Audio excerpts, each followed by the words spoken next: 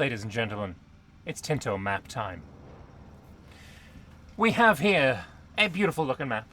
The Duchy of Lithuania in all its resplendent glory. And also got a bit of Poland, a bit of Galicia, Volhynia in the south. We've got Kiev. And it looks real nice. I think before we go into the actual Tinto Maps, which is of course looking at the Polish and Lithuanian region, there's one thing that I really want to point out as being kind of important and interesting, and that is the occupation lines on the map from what is assumedly the very start of the game. The Teutonic Order seems to be at war with both Lithuania and Poland in 1337. I didn't know that. That's kind of cool. I quite like the idea of that very much. Just as a reminder before we go into this Tinto Maps, if you want to keep up to date with all news coming out of Paradox Tinto regarding Project Caesar, which is almost certainly EU5, then the best way to do that is to hit the subscribe button, the notification bell, and therefore you will get notified anytime I upload a video, which 99% of the time right now is going to be about Project Caesar. So hit the subscribe button, keep yourself informed, and let's get into this Tinto Maps. So let's get into the Tinto Maps. Of course, this one's written by Pavia again. Hello everyone and welcome to the fourth Tinto Maps. The feedback we've received so far has been great, and there'll be news regarding the map fixes that we've already done. Nice. Again, if you are of Polish persuasion and you know things here that may be wrong, then, you know, leave them in the comment section. Go onto the forums and, you know, respond there. It's all important stuff. This will be showing us Poland, Lithuania, Ruthenia, and the Baltic region.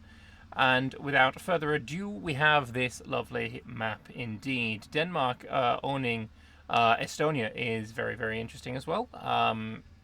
That is something that Denmark has to go and conquer in 1444. So I guess that's a reconquest in EU4. But yeah, I think the only thing that I'm not a massive fan of at this present moment in time, looking at this map, is maybe the map color for the Teutonic Order feels just a little bit too bland. I mean, I know in EU4 it's grey, so it's not much of a difference, but I don't know, there's something about it that just seems a little bit strange. And Livonian Order, obviously they are a vassal slash PU slash something underneath the Teutonic Order, so that's why I think they have this color, but it does seem strange to have them in that color rather than what we are, you know, used to seeing them in. But yeah, I like it still. And obviously Kiev has got a very lovely map color. I quite like that. Bigger picture of what's going on in the region today, as we hadn't shown it in its entirety before. To the west, the Kingdom of Poland is ruled by Casimir III of the House of Piast. I believe this is Casimir the Great. And if I remember rightly, this is the guy that is on the loading screen for E4. This, in fact, is the Chad that I was talking about. However, this, looking into it further, this is Casimir the IV, not Casimir the III. So I was incorrect, and you could stop writing the comments that I know that you scrolled down right now to tell me that I was wrong. But yes, anyway. I don't know if it's his son or if it's further on down the line. I don't know if Casimir had a son called Casimir or, you know, it skipped, but whatever. I was wrong. Either way, moving on. It's not a completely unified kingdom, and there are several powerful vassals under him, most of them also Piasts themselves. To the east, the Duchy of Lithuania is ruled by Gediminas, who has recently expanded the influence of the country into Russian lands. Side note, Gediminas entitled himself in his diplomatic correspondence king, but it was considered by the Pope king or duke, and by the title of Grand Duke wouldn't formally be adopted until later, most likely replicating the Russian title Grand Prince. That's why Lithuania starts as a duchy, although it will have an event that would make it possible to adopt the dynamic country name of Grand Duchy. Good to know. To the south, the principalities of Kiev and Galicia Volhynia have recently fallen under foreign influence. The first ruled by Theodore, brother of Gedimas of Lithuania, and the second by Yuri II, also from the Piast dynasty. So Poland, Galicia Volhynia is ruled by a PS, same as Poland, but they do seem independent or, I guess, underneath the Golden Horde, judging by just the color on the map itself. To the north, the Teutonic and Livonian orders, which conquered the lands of Prussia and Livonia a century ago, are at war against Poland and Lithuania after a long-established rivalry. Aha, so I was right, they are in fact starting at war. As a side note, we'll talk about Moldavia in the Tinto Maps devoted to the Carpathian region, as it's currently a placeholder spot. Okay. Yeah, I did see there was some, not complaints, but we saw a map of the region a couple of times. Saw obviously in Wednesday's post where they showed the Black Death. We saw it, I think, in some of the earlier ones where we saw the Roman Empire, for example. And there were complaints of their existence. Moldavia apparently was only formed in maybe 1348, 1358. There was a bit of disagreement over what the exact year is, and maybe it's under a bit of contention and not well known exactly. But either way, placeholder, and maybe it will be changed in the future. So here we go, a diplomatic map mode for the very first time. We have, from the perspective of Poland, they have Lithuania as their vassal in this war, and Lithuania's vassals, I guess. Their own vassals as well, and they are at war with Bohemia and its Silesian lands, Teutonic and Livonian orders as well. I wonder, are these claims? These ones here are occupations. We know that because we saw the occupation in the earlier map here. But now it looks like we're actually seeing occupations being shown on this map, which is fine. And maybe claims have been sort of confirmed? Maybe? Is that what we're seeing here? Either way, it's cool to see that, for sure. The game starts the ongoing war between Poland and Lithuania and their respective vassals on one side, and the Teutonic and Livonian Order, and Bohemia and its vassals on the other. Moving on, we have the locations map, and while it would have been kind of funny if we had a square Memel, we don't in fact have a square Memel. I'm going to have a lot of fun trying to pronounce some of the... No, I don't think I will, actually. That's, Polish and Lithuanian is just not possible for me to pronounce at all. But one thing I do from this map see, again, it's something that's came up previously, but something that I am very, very happy to see right now is the existence of special characters. Like the... I can't remember what that's called. It's the German S-sounding letter, like in gross kind of thing. But yeah, no, it's really nice to see that be just on the map. That it's not possible in EU4. Things like the little V above the Z over here. So it looks like all characters, I guess, with some limitation, because apparently a smiley face is in fact an character.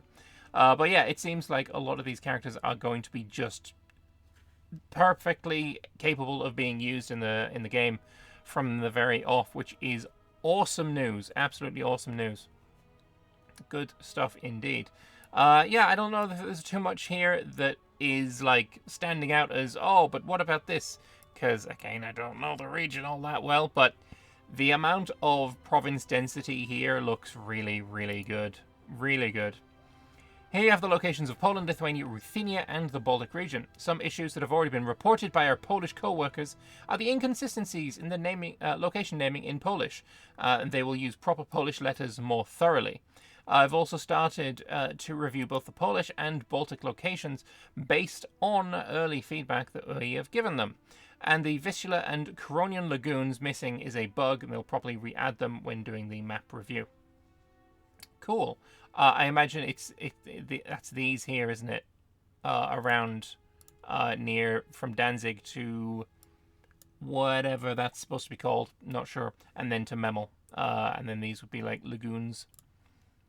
Good to know. The provinces map, which is, even this looks like it is more granular than the province map in EU4. Or at least it's around that level. But I think this looks really, really good. I am a big fan of this, and this is all way more pronounceable for me. I don't see anything that is like completely terrible. Maybe the hardest one here is like Bialystok, and I don't know if that L with a line through it is pronounced something completely different. Who knows? Any suggestions for improving provincial naming are pretty welcome as well, so if you have any suggestions for that, pop them in the comments as per usual. Moving on, we have a very, very interesting map. This is the terrain, and it looks like... sorry, the climate. My apologies. And the climate looks... It's pretty continental. Yeah. It is certainly could be described as continental. Yes, indeed.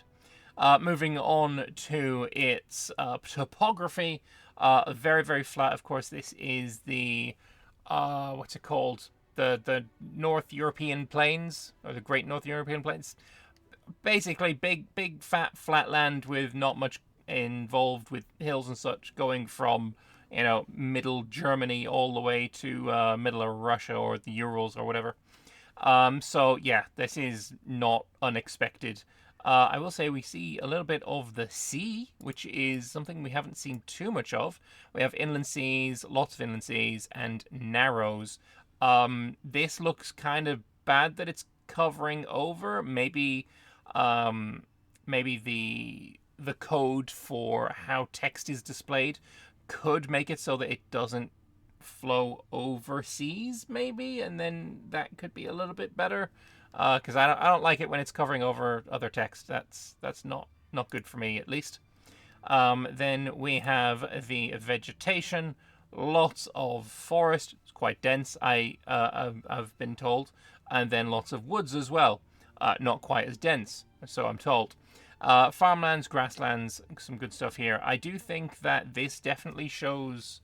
No, it doesn't show, but it encourages the idea that we're going to be able to do something along the lines of deforestation, because I feel like a lot of this, in EU4 at times at least, is farmlands, and it's not just completely covered in forest. So was there some kind of large effort by the Polish government, by the Polish crown, I should say, to do some kind of deforestation or turning grasslands into farmland sort of way? And are we going to be able to do that in the game? It's something that, again, has been hinted at. I did do a video quite recently on that. I think they're doing a new engine or a new update to Clausewitz, which will enable that. So hopefully that is the case, and this makes me a little bit more confident that that would be the case. Moving on to culture here. We have this one is quite interesting. We have Prussian culture, which is not the culture of the Teutonic Order, it seems. We have Western Baltic here as well. Samogitian or Samogitian, I don't know how you pronounce that. Estonians, Latvians. There is Livonian here, Western Baltic. Alkstation is something I have never heard of before, so that is completely new to me. Moving down, we got some Polish, Silesian, there's Czech there.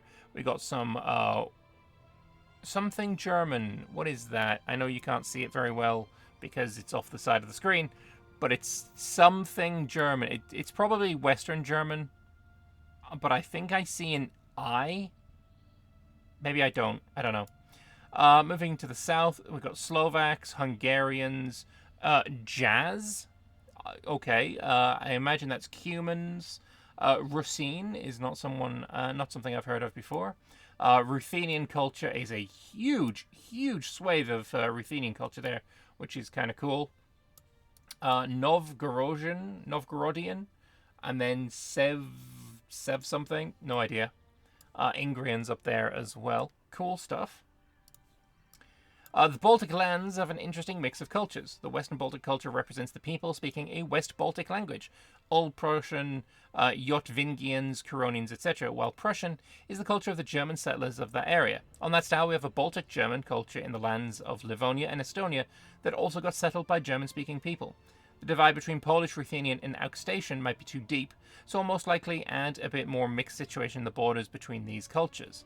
Yeah, having here a completely straight line, but there's no crossover whatsoever. Like, there's no Ruthenian pops or here, there's no Polish pops here. Like, having the borders be striped lines would be, I feel, a little bit more accurate. Generally, there's not a situation where you have a very straight line between different cultures. Like, there is blending on each side. Going for religion, we have lots of Catholicism, which we're back to isms instead of just Catholic. There is Orthodox, and then there is Remover as well. And I imagine this down here would be Islam, Sunni Islam. A region with more interesting religious setup. Apart from the Catholic-Orthodox divide, you can also see Remover religion, which was a hot topic in 1337. Shall the Dukes of Lithuania convert to Catholicism or stay pagan? Red stripes to the north are the animist populations. Also disregard the Sunni religion in the southeast, as you have to review all the pops of the Pontic steppes as well. Okay.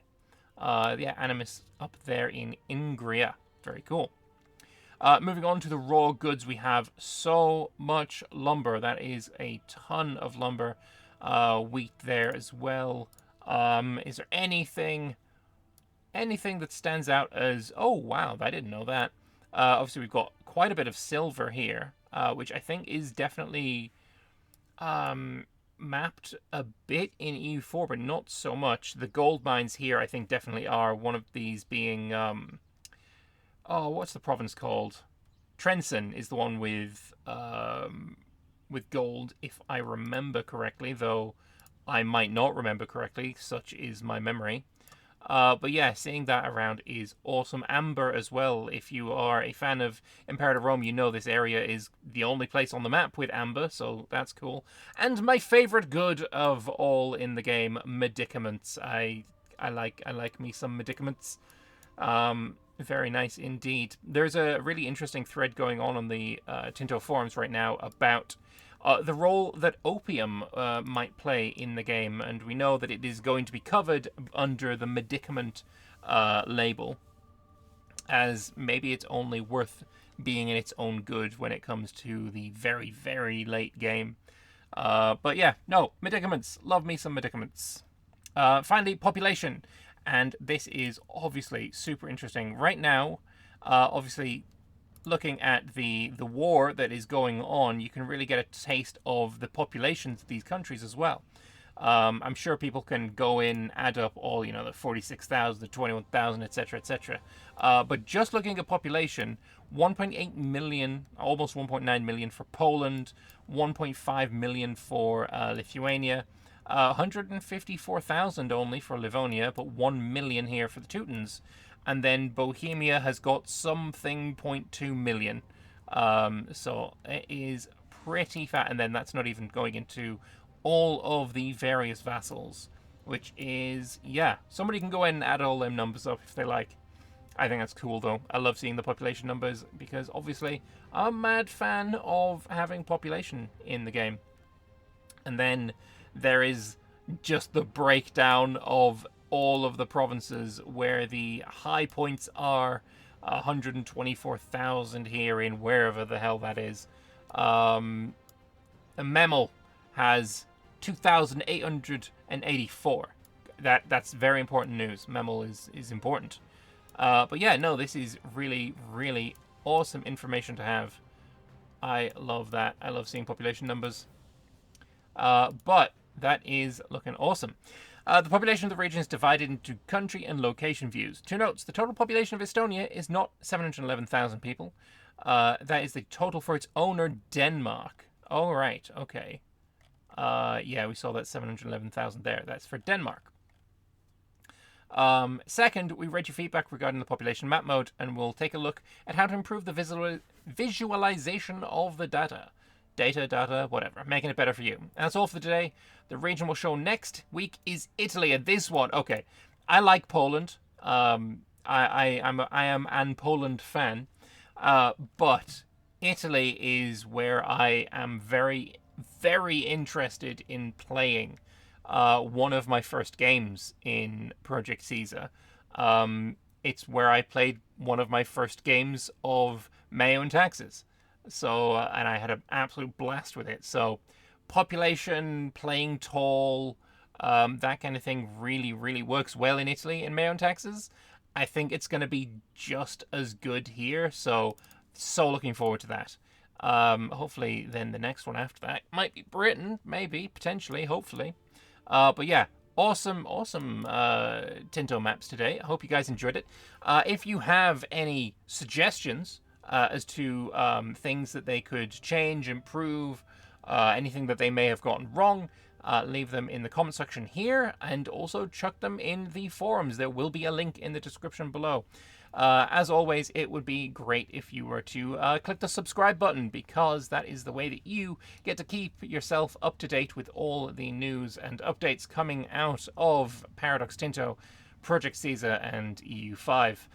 I will see you in a couple of days on Sunday, where we have a look at all of the comments and feedback from Tinto Talks on Wednesday, and also from this Tinto Maps today. So I will see you then. Bye bye.